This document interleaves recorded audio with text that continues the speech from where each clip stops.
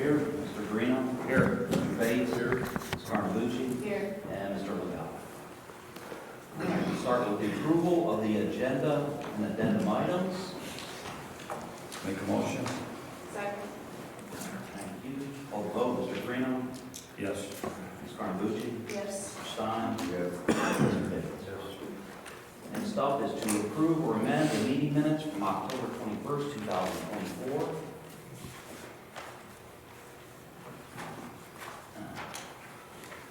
Questions or comments on those minutes?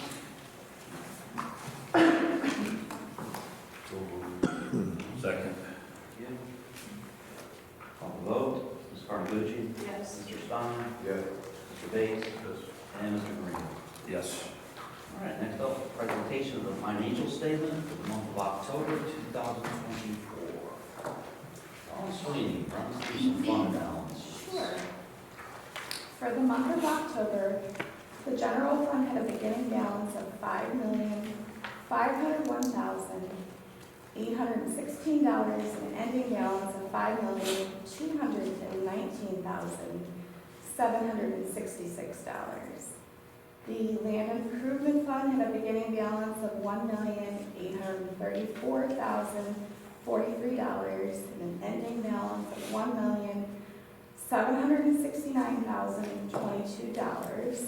All funds combined had an ending balance of $6,988,788.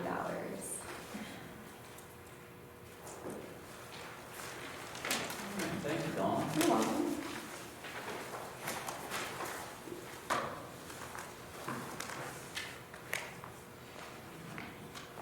Questions on the financial statement for the month of October?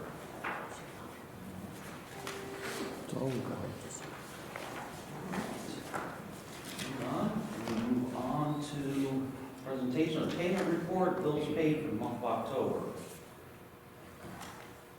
Second look at those.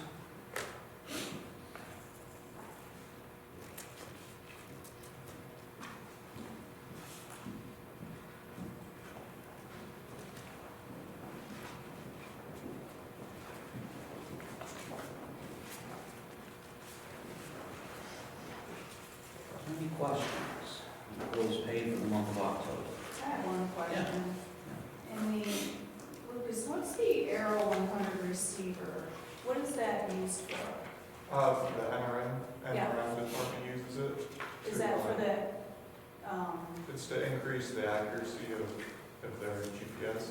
the GPS for that mower? No, this is, I think, for when they go out and they're surveying, so like Okay. locating like where they're at in the field or wetlands when they're doing that. And I think the normal GPS is like within a few meters, this just gets it like It's it's 10 meters, so it gets it down under some meter. yeah. Right. Is that working pretty well? Yeah, it's working great. Yeah. We've had accuracy of like almost, it's less than a foot, like 6, 8 inches accuracy. Wow. Okay. Yeah. Thank you. So, keeping that GPS technology upgraded and up to date. Okay. Any other questions? Bills paid.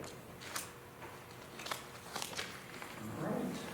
And none, we'll go ahead and move on. Old business, planning update. Really kind of just wrapping up the project. So the restoration project's kind of the main one that we're focused in on at Veterans Legacy Woods. So all the stream work's pretty much finished up. We're going to be doing some plantings probably in spring. And then our construction crew's going to be working on some boardwalks and just the primitive trail through the kind of restoration area. The rest of fall here is weather permits. So everything else is kind of finished up, and we'll talk about the reforestation in the ground board packet. I know last month we had some pictures of the Westwoods Bridle Trail expansion.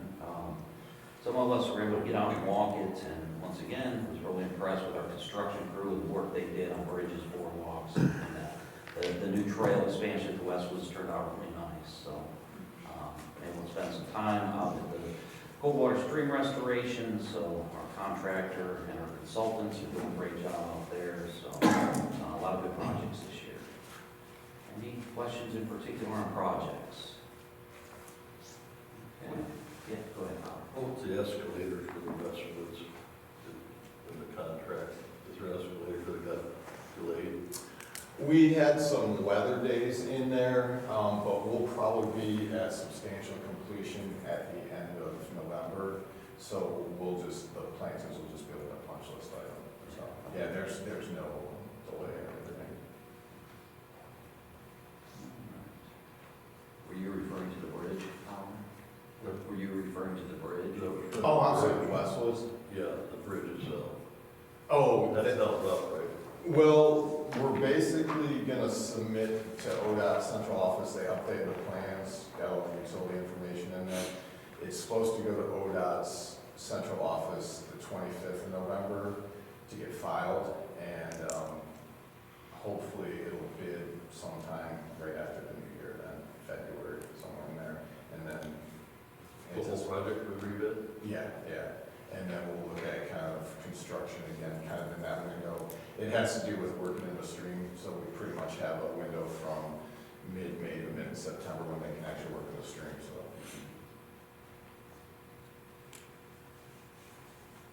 And you may recall, some of the utilities did not get moved, well, all the utilities did not get moved part of the construction, so I waited to cancel the contract, so.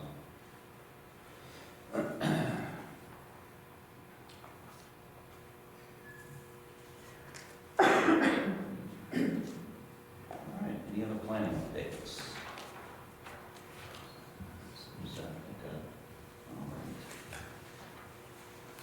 right. Go ahead and move on to new business, 2025 printing and mailing services for the activity guide. Contract award, have a memo from Sandy Ward. Board of Park Commissioners, on October 25th, 2024, 3 bids were received for our 2025 printing and mailing services for activity guides. The bid results are attached. They were based on our invitation to bid published October 3rd, 2024. The parent low bid of $63,543.70 came from KK Stevens Publishing Company of Astoria, Illinois. However, due to the company's drastically reduced printing quality, as demonstrated by submitted work samples, our recommendation is to instead work with Premier Printing Corporation of Warrensville Heights, Ohio, for its bid of $76,062.32. My recommendation is based on the following. Premier's submitted bid is near our estimate of probable cost, which was $75,000. Premier's submitted bid has been reviewed and determined to be complete. Premier fulfilled all the requirements to be eligible to execute the project in accordance with contract documents. The auditor's findings for recovery database yielded no results for Premier, and based on Premier's many previous years of reliable service to Jogga Park District, I'm confident in the company's ability to communicate well with their staff and continue delivering a quality product to our valued taxpayers. So, Sandy is here if you have any questions. Sandy, approximately how many mailings do we send out? How many actual newsletters hit post office? The activity guide quarterly goes out to about 42,000, a little bit over households in Jogga County. There's a small mailing list of about 300 that we send to special requests that are right on the border, but by default it goes to every household in Jogga County. And that number fluctuates over the course of the year based on new residents. So that gives you a sense of the price point, where it is to go out to bid. It does hit every single mailbox in Jogga County. So I think we've done that for a number of years. So with that, entertain any questions? Sandy, do we have a downloadable form? We do? Yes, it's on the website. Okay. Every quarter it goes out on the website. It actually hits a little bit before the mailbox copies. For people who are interested, it's on our About GPD page. Okay. And then also I share a link to social media, and an email goes out to everybody who's on our email list with the link. Okay.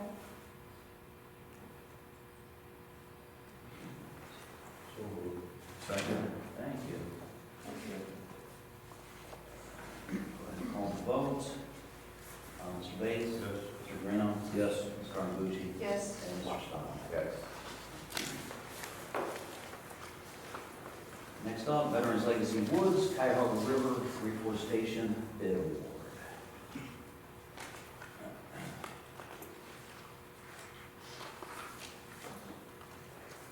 A memo from Matt McHugh, Deputy Director of Commissioners, on October 21st, 2024. Two proposals for design build services were received and evaluated for the Veterans Legacy Woods, Cuyahoga River Reforestation Project based on a standardized scoring matrix that included the guaranteed maximum price of $149,860 for this project. Both firms were evaluated and scored.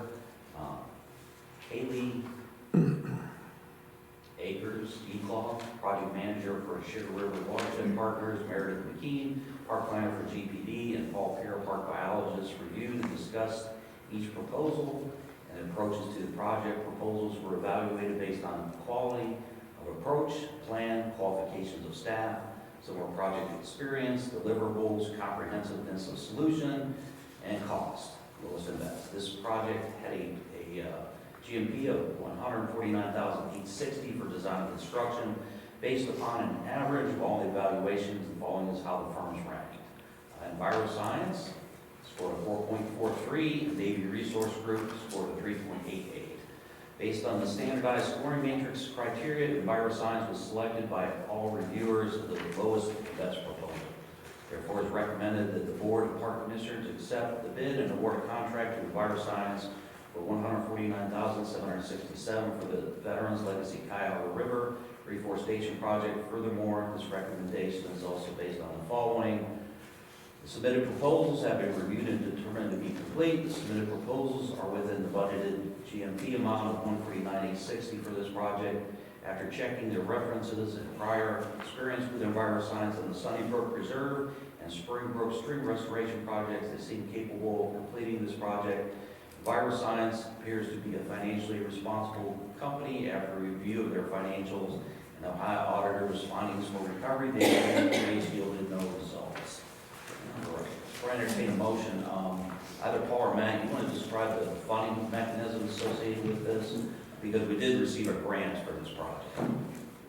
Sure, yeah, I can talk for a quick second. This is funded through the Great Lakes Restoration Initiative, federal funding, and then the USDA and U.S. Forest Service is involved with the project, so.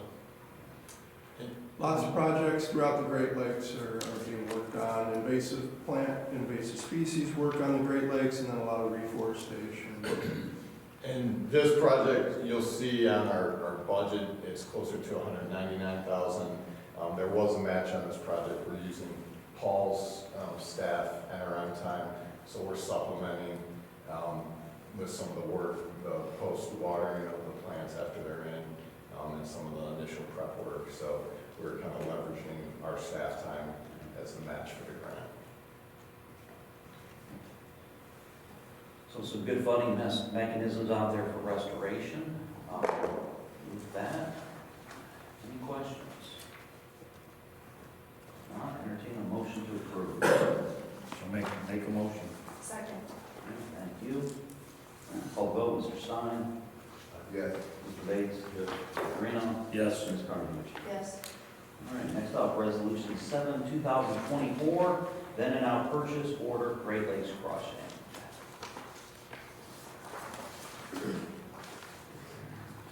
Resolution number 7-24, resolution verifying the 2024 actions of the Joppa Park District Board of Park Commissioners for then and now payment. Whereas the Holbrook Hollows Park Franklin Street connection was designed and constructed in 2023 and 2024, whereas the contract for construction was awarded to Great Lakes Crushing, whereas the original purchase order for this land improvement fund project was opened on June 14, 2023, and was carried over to 2024, waiting for completion of the project, whereas the original purchase order for this project was closed before the district issued a check for the contractor's final pay application, whereas then and now purchase order number 159, 2024, is requested to pay the final pay application and final invoice in the amount of $27,759.96 to Great Lakes Crossing.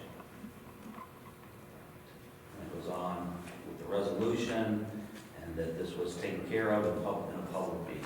So, any questions on that then and now payment? In layman's terms, the purchase order was closed, and the auditor requires a then and now payment and opening of a new purchase order by the board in order to pay the bill. So, I'll make a motion. okay, thank you, Howard. Second. Thank you. Any other questions? Now, call the vote. Mr. Stein? Yes. Mr. Bates? Yes. Ms. Carnegie? Yes. Mr. Green? Yes.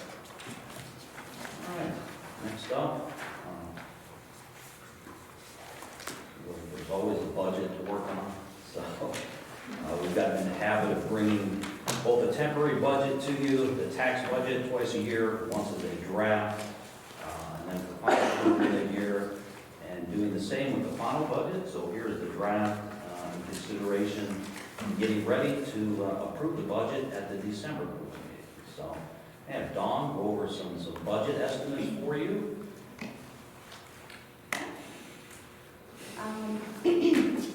We are estimating the 2025 general fund revenue to be $7,158,503, and expenditures to be around $6,872,702.07, with an ending fund balance of $3,452,323.25.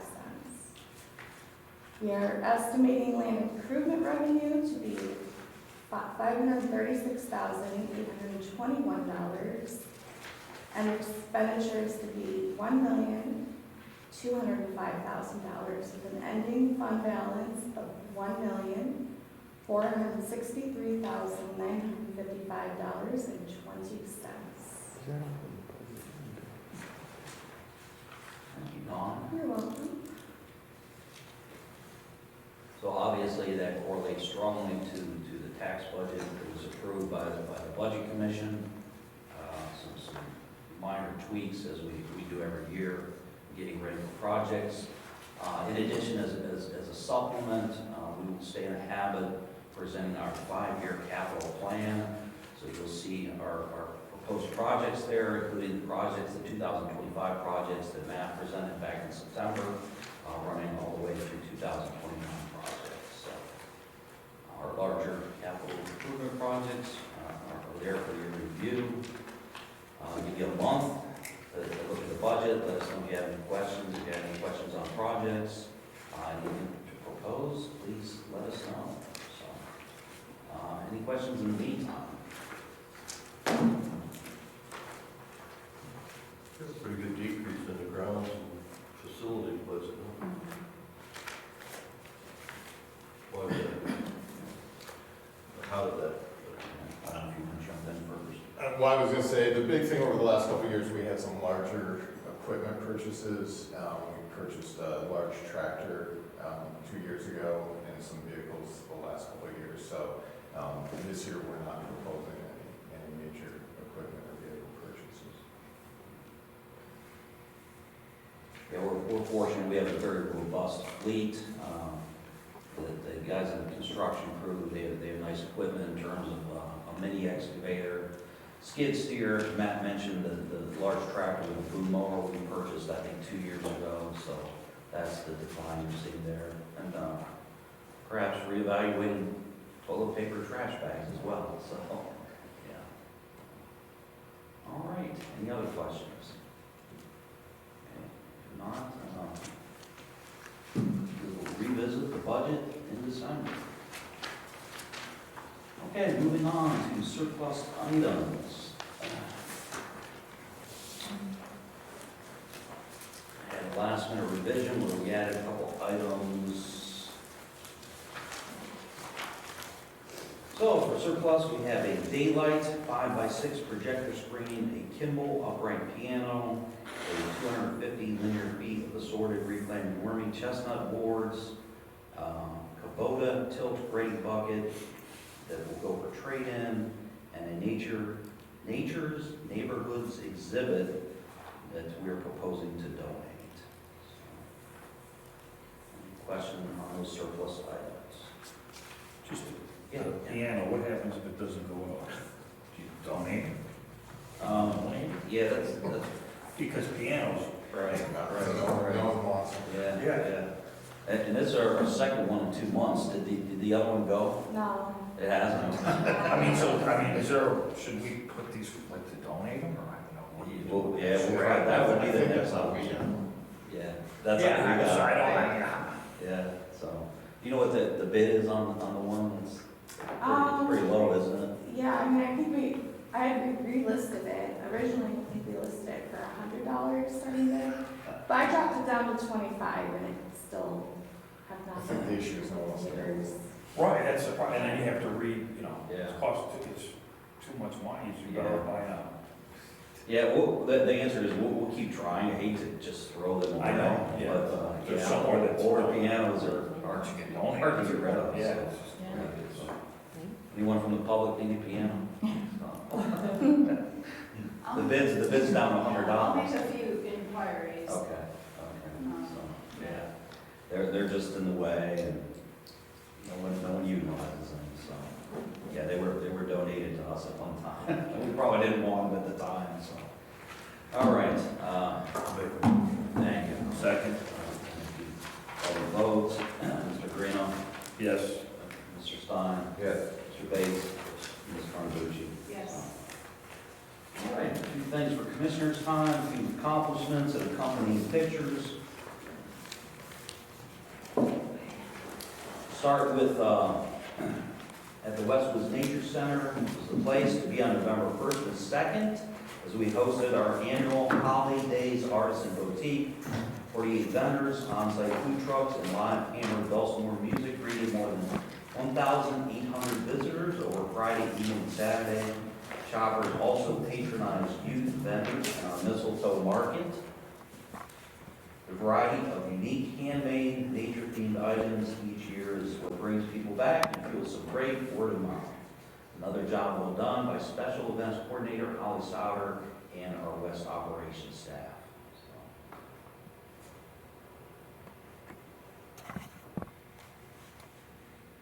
Had an opportunity to get there on Friday, and we've got some wonderful vendors that come out and support this event. So.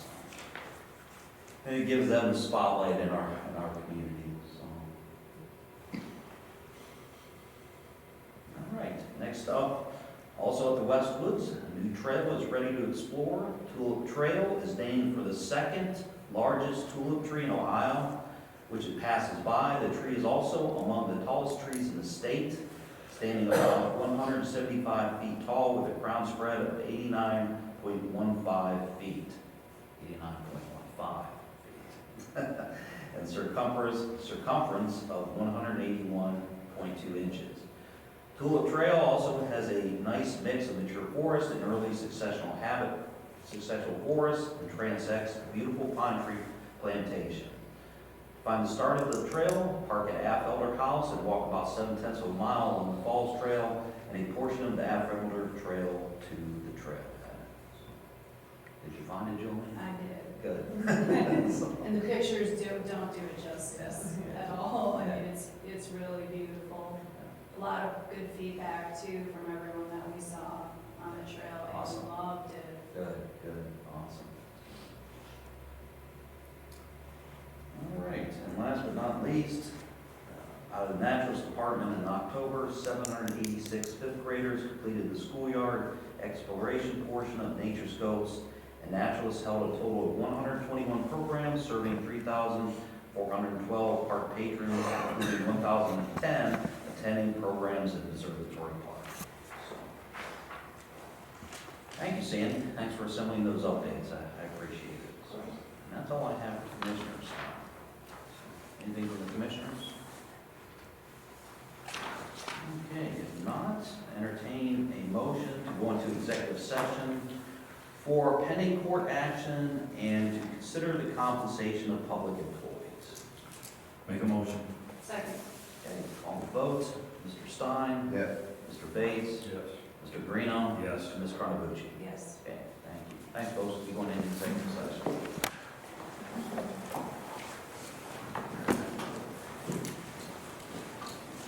Any items coming out of executive session? All right. That announcement of the next board meeting, December 16th, 8:30 a.m. at this location. And entertain a motion to adjourn. Make a motion. Second. Thank you, Ms.